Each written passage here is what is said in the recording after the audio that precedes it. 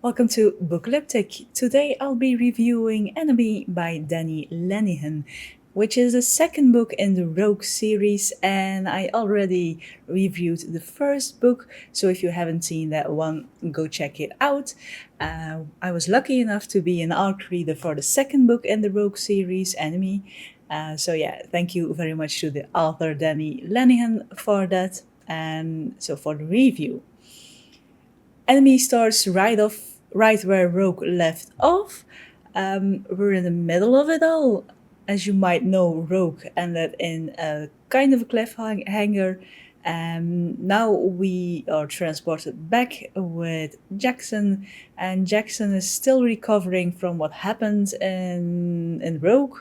And he and his teammates, his friends, are trying to adjust to the life on the Bertram Ramsay.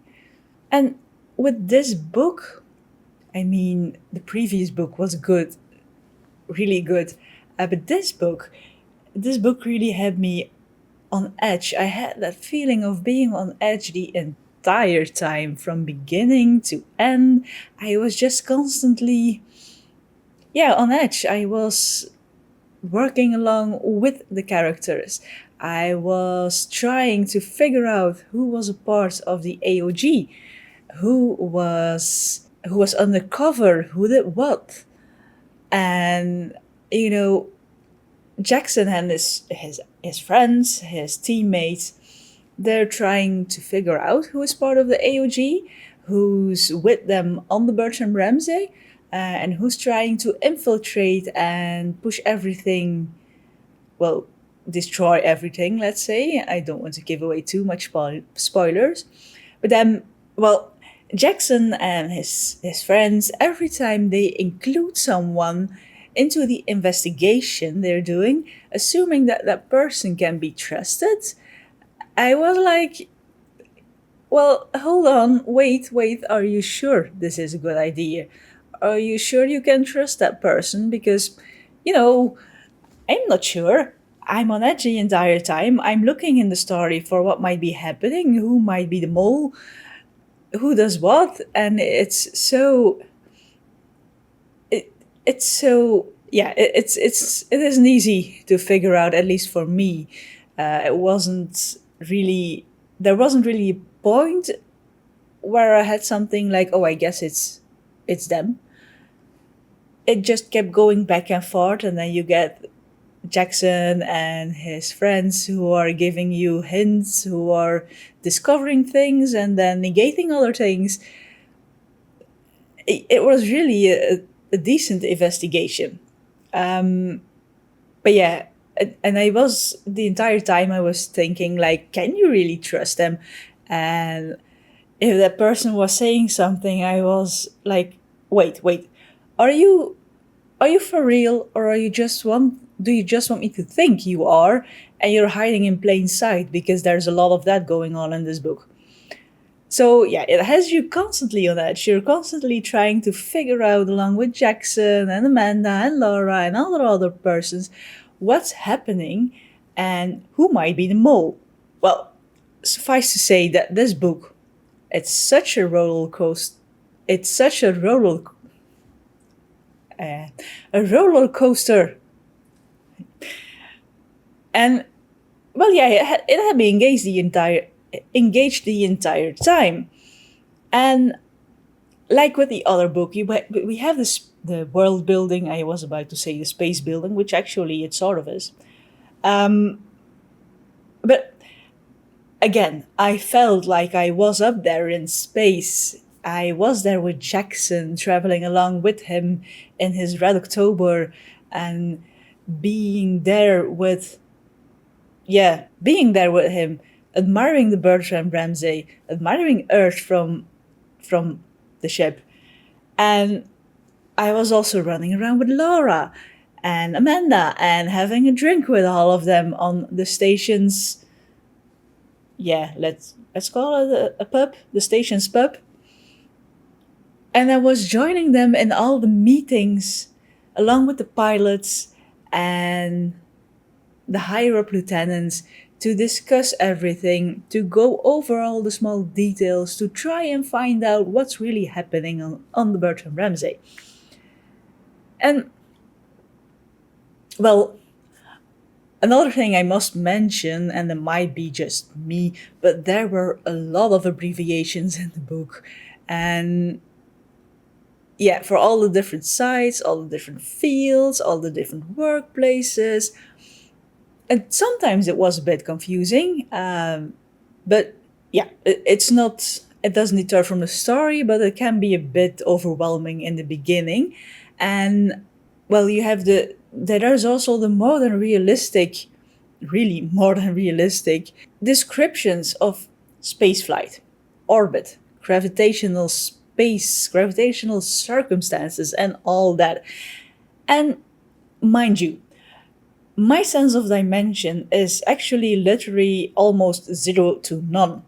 But Danny describes it in such a way that even I dare say that I get the basics of it. So kudos to you, Danny, for figuring out how to do that, because it really made me feel, it made me feel more included instead of thinking the whole time I don't know what you're saying and I don't get the hang of it, because I actually did. I got the basics of it, and yes, I do understand that my sense of dimension is part of me.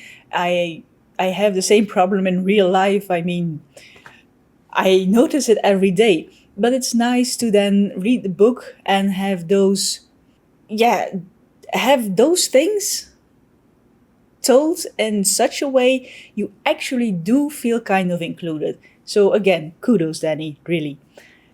And I think I said it a couple of minutes before, but the world building in this one is again top notch.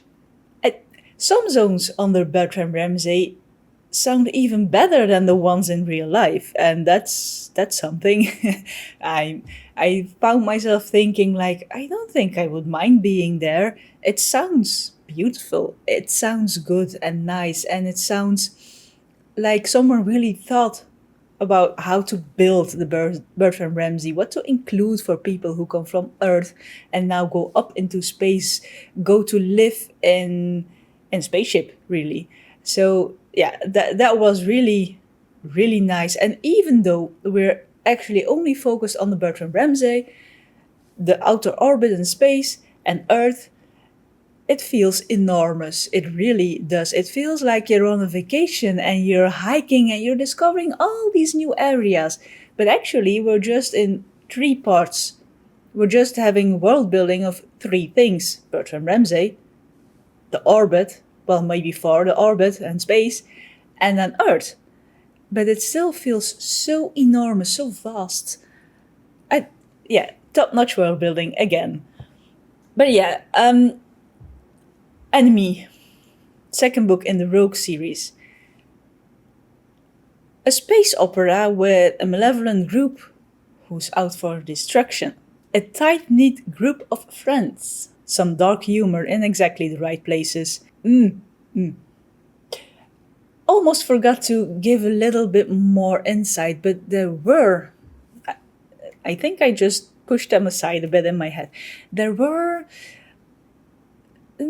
some malevolent, violent, and rather disgusting scenes in the book with horrific moments, and yeah, they made my skin crawl. I was actually physically unwell for a couple of heartbeats after reading them, because they were, yeah, I don't have many triggers, but those specific scenes, specific moments did get to me. But that being said, even those moments had the investigator part of me actively working with Jaxon and with his teammates and his crewmates to try to find the perpetrators, to find the persons who did all those disgusting things. And then back to where I was before I remembered I had to say this also. I wanted to say this. I was at the dark humor in exactly the right places, a touch of murder and mystery, and then we also have the CSI part, which, yeah, you're really investigating the crime scene and you're trying to figure out what happened, who did it, what's going on. So that was a really big part in the story. And then those couple of gruesome scenes, and well, an ending that will leave you it will leave you feeling breathless and it will leave you wanting more. That being said, it's a kind of open ending and I loved reading it and I'm looking forward to more, but I have the slight feeling in everything I saw that this will be the end of the Rogue series, which leaves it with an open ending, which leaves it open for interpretation. And I'm not sure what I think about that because I did like it and I would like to see it continue. I would like to go along with Jaxon and his crew members and find out more of those things and find out what happens when they actually go into space and are there for a decent amount of time. But yeah, that being said, again, thank you so much for giving me the opportunity to read this second book of the Rogue CD series as an ARC reader to Danny Lenihan. And well, yeah, thank you for spending your time with me watching my video. And for now, keep reading, stay curious, and I hope to see you in the next one.